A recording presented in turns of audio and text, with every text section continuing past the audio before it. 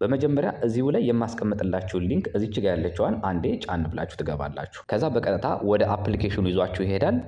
ከዛ እዚች ጋር ትመጡና ዳውንሎድ ናው የምትለዋን ይችኛዋን አንዴ ጫን ትላላችሁ። ከዛ ምናልባት እንደዚህ አይነት ምርጫ ሊመጣላችሁ ይችላል። ሌሎች አፖችን ዳውንሎድ አድርጋችሁ ከሆነ ወይም ደግሞ ቀጥታ ወደ ጉግል ሊወስዳችሁ ይችላል። ለኔ ምርጫ ስለመጣልኝ ይሄ ጉግል ፕላይ የሚለውን የመጀመሪያውን ነካና ኦሎ ይስለዋል። ከዛ በቀጥታ ወደ ፕላይ ስቶር ይዞኝ ይሄዳል። ከዛ በኋላ እዚች ጋር ኢንስታል የምትለዋን አንዴ ነካ ማድረግ ነው። ከዛ በኋላ ዳውንሎድ አድርጎ ከጨረሰ በኋላ እዚች ጋር ኦፕን ትሉታላችሁ። ከዛ በኋላ እዚች ጋር ትመጡና የመጀመሪያዋን አግሪ የምትለዋን ትነካላችሁ። ከዛ ሁላችሁም ጥንቃቄ ማድረግ ያለባችሁ እዚህ ላይ ነው። በፌስቡክ ምናምን የሚለውን እንዳትነኩት። ሁላችሁም መክፈት ያለባችሁ እዚች ጋር ሳይን ዊዝ ጉግል የሚለውን ይሄኛውን ተጭናችሁ ነው። ይሄኛው ነው መሆን ያለበት። ሳይን ዊዝ ጉግል የሚለውን ይሄኛውን አንዴ ነካ ታደርጋላችሁ። ከዛ በኋላ ያሏችሁን ኢሜሎች ያስመርጧቸዋል። የምትፈልጉትን ኢሜል ነካ በማድረግ እንደምታዩት በዚህ መልኩ ይከፍትልኛል ማለት ነው።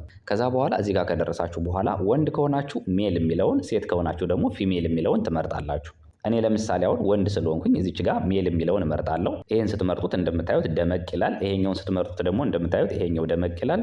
እዚህ ጋር ፎቶውም ይቀየርላችኋል። እዚህ ጋር በነገራችን ላይ መሳሳት የለባችሁ። ምክንያቱም ነገ ከነገ ወዲያ ላይቭ ስለምትወጡበት ተሳስታችሁ ጾታ እንዳትሞሉ በትክክለኛ ጾታችሁ ነው መሙላት ያለባችሁ። ምክንያቱም ድጋሚ ለመቀየር ስለሚያስቸግራችሁ። ከዛ በኋላ እዚች ጋር ዓመተ ምህረት ጻፉበት። መቼ ነው የተወለዳችሁ የሚለውን እሷን አንዴ ነካ አድርጋችሁ እኔ ለምሳሌ 2000 ላይ ያደረኩት፣ ቀኑን ደግሞ የፈለጋችሁት ቀን ላይ ማድረግ ትችላላችሁ። ወሩንም እንደዚሁ የፈለጋችሁት አድርጉት። ብቻ ግን እዚህ ጋር ዓመተ ምህረት እድሜያችሁ ከ18 ዓመት በላይ መሆን ስላለበት ግዴታ ዓመተ ምህረቱን ጥንቃቄ አድርጉ። ልክ እንደዚህ ካረጋችሁት በኋላ እዚች ጋር ደን የምትላለች አያችኋት? ደን ይችኛዋን አንዴ ነካ አድርጓት።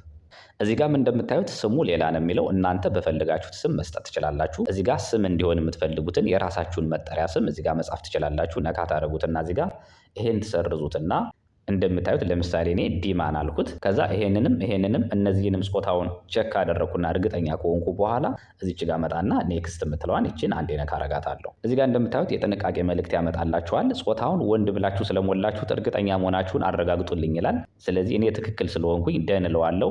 ተሳስታችሁ ከሆነ ግን ካንስል ትሉና እንደገና ታስተካክሉታላችሁ።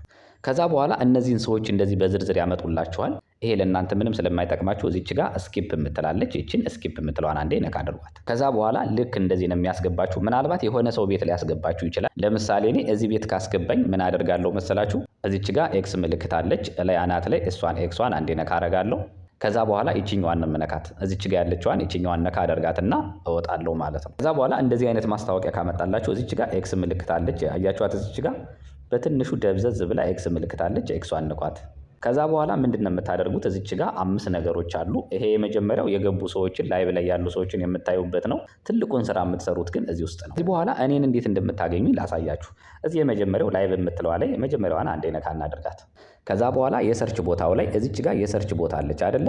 የሰርች ቦታዋን አንዴ ነካ እናረጋታለን። ከዛ በኋላ ይሄኛውን ቁጥር ትጽፋላችሁ። ይሄ የኔ ኮድ ወይም አይዲ መለያ ቁጥሬ ነው። የእያንዳንዳችሁ መለያ ቁጥር አላችሁ።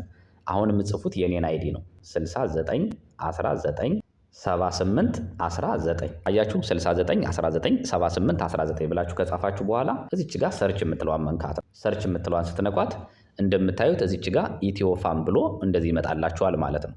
ስለዚህ ኢትዮፋም የሚል እንደዚህ ካገኛችሁ እኔ ነኝ ማለት ነው። እሱን አንዴ ነካ ታረጋላችሁ። ከዛ በኋላ እዚች ጋር ትመጡና ፎሎ ታረጉታላችሁ።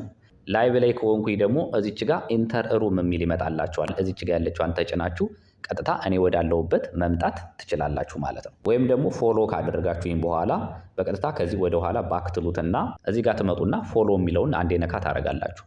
ስለዚህ እናንተ ፎሎ ያደረጋችሁት ሰው እዚህ ጋር ላይቭ ላይ ከላይ ነው የሚቀመጥላችሁ። ይሄን ሁሉ ከጨረሳችሁ በኋላ የእናንተን አይዲ የት ነው የምታገኙት? እዚች ጋር ትመጡና መጨረሻ ላይ ሚ የምትለው ዋጋ እሷ ጋር እንዴት ትገባላችሁ። ከዛ በኋላ እንደምታዩት አይዲ ብሎ እዚህ ጋር ያስቀምጥላችኋል የእናንተን አይዲ ማለት ነው። ስለዚህ እዚች ጋር የኮፒ ምልክት አለች አያችኋት። ከዛ በኋላ ይችን ምልክት አንዴ ጫን ብላችሁ ኮፒ ታደርጉና ለኔ በውስጥ አይዲያችሁን ትልኩልኛላችሁ። ከዛ በኋላ አዜ ሆስት ተመዘግባችኋለሁ። ስማችሁ እኔ ጋር ይመጣል። ከዛ በኋላ በይፋ ስራ መጀመር ትችላላችሁ። ቀጥታ ላይ ብለ ገብቼ አሰራሩን አሳያችኋለሁ ማለት ነው። እስከዛ ድረስ ይሄን ስቴፕ ጨርሳችሁ ጠብቁኝ ማለት ነው። ይመቻችሁ።